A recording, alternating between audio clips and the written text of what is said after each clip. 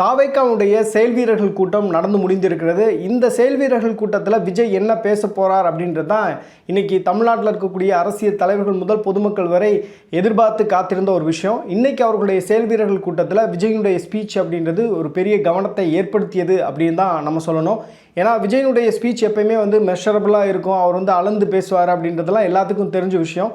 நேற்று ஒரு வீடியோவில் நான் பேசும்போது கூட சொன்னேன், விஜய் ஒரு மாதம் 2 மாதம் கழித்து பேசினாலும் அந்த கேப்பை அவருடைய ஸ்பீச் எப்போ பேசினாலும் அது ஃபில் பண்ணிடும் அப்படின்னு சொல்லிட்டு, அந்த மாதிரி தான் விஜயினுடைய தொண்டர்களுக்கு இன்றைய ஸ்பீச் அப்படின்றது இருந்ததா நான் பார்க்குறேன். விஜய் என்ன இந்த செயல்வீரர்கள் கூட்டத்தில் பேசுவார் அப்படின்ற எதிர்பார்ப்பு அப்படின்றது எல்லாத்துக்குமே இருந்தது. அதற்கு முக்கியமான காரணம் 38 நாட்கள் கழித்து விஜய் பேச போகிறார் அப்படின்றது.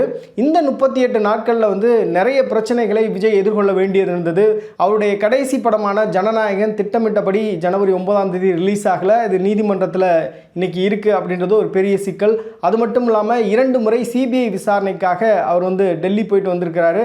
அதற்கு பிறகு பார்த்தீங்க அப்படின்னா பாஜகவுடைய பி டீம் தான் தாவேக்கா அப்படின்ற விமர்சனம். ஏன் விஜய் ஒரு முறை கூட கரூர் சம்பவத்துக்கு பிறகு பாஜகவை விமர்சனம் பண்ணவே இல்லை, பாஜக பேர் சொல்லவே அவர் பயப்படுறாரு அப்படின்ற விமர்சனம். இது எல்லாத்துக்குமே விஜய்கிட்ட இன்றைய செயல்வீரர்கள் கூட்டத்தில் பதில் இருக்கும் அப்படின்னு நம்ம எதிர்பார்த்தோம். இன்றைக்கி விஜயுடைய பேச்சில் பார்த்தீங்க அப்படின்னா அவர் பாஜகவை ஒரே ஒரு முறை மட்டும்தான் குறிப்பிட்டு பேசுகிறார். மற்றபடி பார்த்தீங்க அப்படின்னா திமுக அதிமுக அப்படின்னு 2 கட்சிகளையும் கடுமையாக விமர்சனம் செய்வதை நம்மளால் பார்க்க முடிகிறது. அவர் சொன்னதில் முக்கியமாக நான் கவனித்தது அப்படின்றது, அடங்கி போகவோ அண்டி பிழைக்கவோ அடிமையாக இருக்கவோ நான் அரசியலுக்கு வரல, ₹1 கூட நான் ஊழல் செய்ய மாட்டேன், ஊழலே என்னுடைய ஆட்சி அதிகாரத்தில் நடக்காது அப்படின்ற ஒரு வாக்குறுதியை ஒரு ப்ராமிஸை அவர் இன்றைக்கி கொடுத்ததை நம்ம பார்க்க முடிஞ்சது.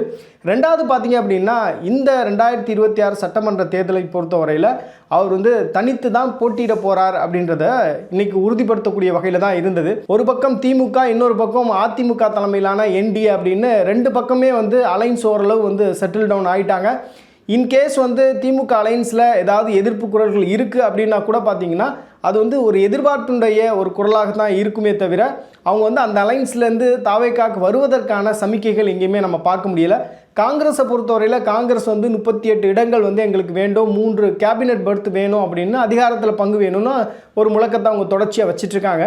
மற்றபடி பார்த்தீங்க அப்படின்னா உங்களுக்கு வேறு எந்த கட்சிகளுக்கும் அங்கே பிரச்சனைகள் அப்படின்றது இல்லை.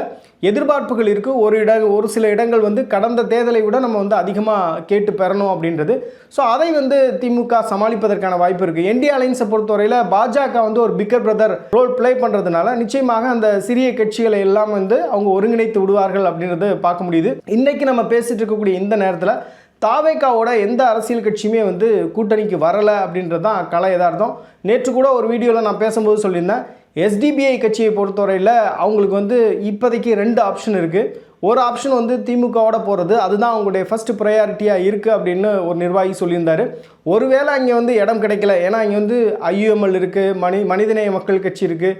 ஸோ இவங்கெல்லாம் இருக்கிறதுனால அங்கே ஒரு வேளை இடம் கிடைக்காத பட்சத்தில் அவங்க செகண்ட் ஆப்ஷனாக தாவேக்கா பார்ப்பதற்கு வாய்ப்பு இருக்குது.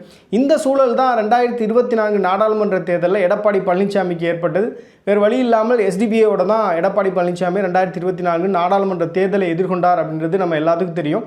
இப்போ இன்றைக்கி அந்த மாதிரியான ஒரு சுச்சுவேஷனில் தான் தாவேக்கா இருக்குது. ஆனால் விஜயை பொறுத்தவரையில் கான்ஃபிடெண்ட்டாக நம்ம தனித்து நின்றாலே வெற்றி பெற முடியும் அப்படின்ற ஒரு நம்பிக்கையோடு இன்றைக்கி பேசுனதை நம்ம பார்க்க முடிஞ்சது. இன்றைக்கி தேதிக்கு தாவேக்காவுக்கு ரொம்ப பாசிட்டிவாக இருக்கக்கூடிய ஒரு விஷயம் அப்படின்னா அவர்களுக்கு கிடைத்திருக்கக்கூடிய அந்த விசில் சின்னம் தான். இந்த விசில் சின்னத்தை பொறுத்தவரையிலே எளிமையாக இன்றைக்கி கொண்டு போய் சேர்த்துட்டாங்க, மக்கள் மத்தியில் கொண்டு போய் சேர்த்துட்டாங்க. ஸோ அது மட்டும் இல்லாமல் பார்த்தீங்கன்னா அந்த தேர்தல் நாளில் கூட அவர்களால் விசில் அடித்து ஒரு விஷயத்தை ஞாபகப்படுத்த முடியும் அப்படின்றது அவங்களுக்கு இருக்கக்கூடிய ஒரு பெரிய அட்வான்டேஜாக நான் பார்க்குறேன். ஸோ இந்த மாதிரி இன்றைக்கி செயல்வீரர்கள் கூட்டத்தில் விஜயுடைய பேச்சு அப்படின்றது ஒரு கவனத்தை பெற்றது. மீண்டும் அவருடைய முதல் மாநாட்டில் விக்கிரவாண்டி மாநாட்டில் சொன்னார்ல, என்னுடைய கேரியர் உச்சத்திலே நான் விட்டுட்டு வரேன் அப்படின்னு சொல்லிட்டு, உங்களுக்காக விட்டுட்டு வரேன்னு சொல்லியிருந்தார்ல. ஸோ அதே தான் இன்றைக்கி அவர் ரீஇட்ரேட் பண்ணுறாரு. இன்றைக்கும் அந்த வார்த்தையை பயன்படுத்தினார். அப்படின்னா இன்னும் அவர் ரொம்ப கான்ஃபிடெண்ட்டாக இருக்கார். இப்போ ஜனநாயகன் படத்தை பொறுத்தவரையில் ஜனநாயகன் படத்தை பற்றி அவர் பேசுவார் அப்படின்னு எல்லோரும் எதிர்பார்த்தாங்க. அவர் அதை பற்றி பேசலை. அவருடைய அட்டாக் அப்படின்றது ஷார்ப்பனாக வந்து திமுகவை நோக்கி இருந்தது. ஈரோடு மக்கள் சந்திப்பு கூட்டத்தில் திமுகவை தீய சக்தி திமுக அப்படின்னு சொல்லியிருந்தார். இன்றைக்கும் வந்து அதே தான் வந்து அவர் ரீட்ரேட் பண்ணுறாரு. ஸோ விஜயுடைய பேச்சை பொறுத்தவரையில் உற்சாகமாகத்தான் இருந்தது. அதற்கு முன்பு ஆதவ் அர்ஜுனா பேசிய பேச்சு அப்படின்றது ஒரு பெரிய கவனத்தை ஏற்படுத்தக்கூடிய வகையிலும், எப்போதும் போல் அவருடைய அட்டாக் அப்படின்றது ரொம்ப ஷார்ப்பனாக டிஎம்கே நோக்கி இருக்கும். அந்த மாதிரியான ஒரு அட்டாக்காக அது இருந்தது. அது மட்டும் இல்லாமல் அமைச்சர்களையும் வம்பிழுக்கக்கூடிய வகையில் அவருடைய பேச்சு இருந்தது அப்படின்றது அங்கிருந்த அவருடைய தொண்டர்களுக்கு ஒரு பெரிய உற்சாகத்தை தந்தது. ஆதவ் அர்ஜுனாவுடைய பேச்சில் பார்த்தீங்க அப்படின்னா அவர் வந்து திருமாவளவனை ரொம்ப ஷார்ப்பாக அட்டாக் பண்ணுறாரு.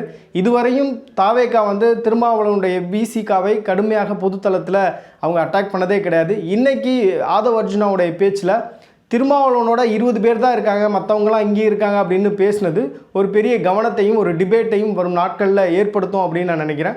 ஓவராலாக நீங்கள் பார்த்தீங்க அப்படின்னா இன்றைய செயல் வீரர்கள் கூட்டம் அப்படின்றது ஒரு கவனத்தை ஏற்படுத்திய ஒரு செயல் வீரர்கள் கூட்டம் அப்படின்னு சொல்லலாம். ஏன்னா தாவேகா மீது வைக்கப்படக்கூடிய பொதுவான குற்றச்சாட்டு என்ன அப்படின்னா, தாவேகாவை பொறுத்தவரையில் ஒரு கட்டமைப்பு இல்லை அப்படின்ற விமர்சனம் வைக்கப்படுகிறது. அதற்கு வந்து அந்த கட்சியுடைய பொதுச் செயலாளர் என் ஆனந்த் வந்து மேடையில் பேசும்போது சொல்லியிருந்தார், 2,42,000 பொறுப்புகள் வந்து போடப்பட்டிருக்கு, இன்னும் 1 லட்சமாக அடிஷ்னலாக 3,42,000 பொறுப்புகள் வந்து இன்னும் ஒரு சில நாட்களில் நாங்கள் போட்டு முடிச்சிருவோம் அப்படின்னு சொல்கிறாங்க. தேர்தலை பொறுத்தவரையில் இன்னும் 1.5-2 மாதங்கள் தான் சரியாக இருக்குது அப்படின்னு நம்ம சொல்லலாம். இந்த 2 மாத காலகட்டத்துக்குள்ளே தாவேகாவால் தனித்து நின்று தமிழ்நாடு அரசியலில் ஒரு மாற்றத்தை ஏற்படுத்திவிட முடியுமா அப்படின்றது நிச்சயமாக ஒரு பெரிய கேள்வி தான். அதே நேரத்தில் அவங்களுடைய கான்ஃபிடென்ட்டை வந்து நம்ம பாராட்டலாம். விஜயுடைய பேச்சில் இன்றைக்கி ரொம்ப கவனத்தை ஏற்படுத்தினது அப்படின்றது இந்த சிபிஐ வழக்குகளெல்லாம் அவர் வந்து கிடுக்குப்பிடி கேள்விகள் கேட்குறாங்க. அவரை வந்து சார்ஜ் ஷீட்டில் வந்து அவருடைய பேரும் வரப்போகுது, அவர் வந்து கைது பண்ண போகிறாங்க அப்படின்னு பல தகவல்களை வந்து இன்றைக்கி ஊடகங்கள் பேசிகிட்டு இருக்காங்க. அதற்கு பதிலளிக்கக்கூடிய வகையிலையும் விஜய் பேசியிருந்தார். என்னை வந்து யாரும் அழுத்தம் கொடுத்துட முடியுமா, அழுத்தத்துக்கு நான் வந்து அடங்கி போகக்கூடிய ஆளா அப்படின்றதெல்லாம் அவர் வந்து பேசியிருந்தார். இப்போ பார்க்குறதுக்கு வந்து ஒரு பஞ்ச் டைலாக் மாதிரி இருந்தாலும் விஜயை பொறுத்தவரையில் அவருடைய ஸ்டாண்டில் கரெக்டாக இருக்கார் அப்படின்ற ஒரு நம்பிக்கை வந்து இன்றைக்கி பொதுமக்கள் மத்தியில் ஏற்பட்டிருப்பதற்கான ஒரு வாய்ப்புகளும் இருப்பதாக நான் நினைக்கிறேன். அதே நேரத்தில் தாவேகாவை பொறுத்தவரையில் அவர்களுடைய பெரிய பலம் அப்படின்றது இளைஞர்களுடைய சப்போர்ட் அப்படின்றது, கூடுதலாக அனுபவம் தேவை அப்படின்றது தான் களத்தில் இருக்கக்கூடிய நிதர்சனமான உண்மை. இப்போ தாவேகாவை பொறுத்தவரையில் அடுத்த கட்டமாக அவர்களுடைய தேர்தல் செயல்பாடுகள் எப்படி இருக்க போகிறது, இன்றைக்கி விஜய் பேசினதெல்லாம் ஓகே, அடுத்த 1 மாதம் கழித்து தான் விஜய் பேசுவாரா, இல்லை மக்கள் சந்திப்பு கூட்டத்தை எப்படி அக்ரெசிவாக எல்லா மாவட்டங்கள்லையும் அவங்க கொண்டு போக போகிறாங்க, எல்லா தொகுதிகளுக்கும் விஜய் வந்து முதல்ல போவாரா அப்படின்ற பல கேள்விகளும் கூடுதலாகவே இருக்குது. இதற்கெல்லாம் விஜயிடம் என்ன பதில் இருக்கிறது, தாவேகாவிடம் என்ன பதில் இருக்கிறது அப்படின்றது தெரியல. ஏன் இன்னும் பாஜகவை வந்து அவங்க ஷார்ப்பன் பண்ணல, அவங்களுடைய அட்டாக்கை வந்து ஷார்ப்பன் பண்ணல, திமுக அதிமுக அப்படின்றது மட்டுமே அவங்களுடைய அட்டாக்காக இருக்குது. திமுக கடுமையாக பாஜகவை வந்து எதிர்க்கிறாங்க அப்படின்றது அவங்களுக்கான ஒரு கிரெடிபிலிட்டியை இன்க்ரீஸ் பண்ணுது. ஆனால் விஜயை பொறுத்தவரை என்ன சொல்கிறாரு அப்படின்னா, மறைமுக கூட்டணி நேரடி கூட்டணி அப்படின்றத திமுக அதிமுகவுக்கு வந்து காயின் பண்ணி பேசுகிறாரு. பட் ஆனால் மக்களை பொறுத்தவரையில் விஜய் வந்து பாஜகவை இன்னும் ஓப்பனாக வந்து எதிர்த்து பேசணும் அப்படின்ற ஒரு எதிர்பார்ப்பும் அவர்கள்ட்ட இருப்பதை நம்ம புரிஞ்சுக்க முடியுது. இல்லைன்னா திமுகவை சேர்ந்தவர்கள் அவர்களுடைய தேர்தல் நரேட்டிவாக நீங்கள் சொன்னாலும் கூட பார்த்தீங்கன்னா அவர்கள் வைக்கக்கூடிய குற்றச்சாட்டு அப்படின்றது ஒரு நியாயமான குற்றச்சாட்டு. அந்த குற்றச்சாட்டுக்கு சரியான பதிலை வந்து விஜய் சொல்ல வேண்டிய தேவை இருக்கிறது. ஏன்னா இப்போ திமுகவை பொறுத்தவரை என்ன சொல்கிறாங்க அப்படின்னா, பாஜகவை ஏன் விஜய் அட்டாக் பண்ண மாட்டார், கடந்த 38 நாட்களில் எத்தனை தடவை பாஜகவை சுட்டி காட்டி அவர் விமர்சனம் பண்ணியிருக்கிறாரு அப்படின்ற கேள்வியை கேட்குறாங்க. ஆனால் தாவேகாவை பொறுத்தவரையில் எங்களுடைய முதல் எதிரி அப்படின்றது திமுக அப்படின்னு நிற்கிறாங்க. இப்போ கொள்கை எதிரியை பற்றி ஏன் நீங்கள் வந்து கடுமையாக பேசுவதில்லை, அப்போ கொள்கை எதிரியோட சமரசமாக நீங்கள் இருக்கிறீங்களா, இல்லை கொள்கை எதிரி சொல்லி தான் நீங்கள் வந்து சிறுபான்மையுடைய வாக்குகளை பிரிப்பதற்காக நீங்கள் வந்து அரசியலுக்கு வந்திருக்கீங்களா அப்படின்ற பல கேள்விகளை எழுப்புகிறாங்க. இப்போ இந்த வீடியோ முழுமையாக பார்த்துருப்பீங்க. விஜய் இன்னைக்கு செயல் வீரர்கள் கூட்டத்தில் பேசினதையும் நம்ம பேசியிருக்கோம். அது மட்டும் இல்லாமல் பார்த்தீங்க அப்படின்னா திமுக சார்பில் விஜய் மீது வைக்கப்படக்கூடிய குற்றச்சாட்டையும் நம்ம முன்வைத்திருக்கோம். அடுத்தடுத்த காலங்களில் தாவேகா அவர்களுடைய செயல்பாடுகளை எப்படி வந்து வீரியமாக எடுத்துகிட்டு போகிறாங்க அப்படின்ற விஷயத்தையும் நம்ம முன் வச்சு பேசியிருக்கோம்.